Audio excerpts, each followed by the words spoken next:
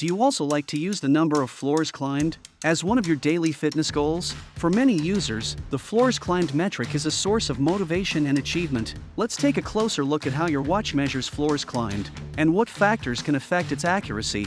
First, the device uses a built-in barometric altimeter. The altimeter detects changes in air pressure to determine elevation gain or loss. Every increase of about 10 feet is counted as one floor.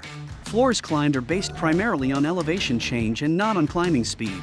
So a normal stair climbing pace is sufficient. The device also relies on built-in motion sensors, such as the accelerometer. These sensors track your body movement to confirm whether your activity pattern matches stair climbing. For example, the regular swing of your arms. Factors that may affect floors climbed data include holding onto handrails or skipping multiple steps at a time while climbing, strong wind conditions. Cover the device with a sleeve or jacket to prevent unstable readings. In summary, floor climbing detection relies on two inputs. The barometric altimeter detects changes in air pressure, movement patterns detected by built-in sensors. It is important to note, not all Garmin devices are equipped with a barometric altimeter. If your device does not have this hardware, floors climbed will not be recorded. If your device does include a barometric altimeter, be sure the sensor ports are not blocked to maintain accuracy.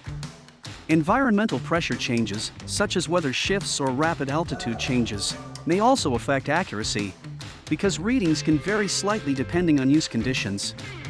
We recommend cleaning your watch regularly to remove sweat or debris. If the data remains inaccurate after checking these factors, you can try using GPS to calibrate the altimeter.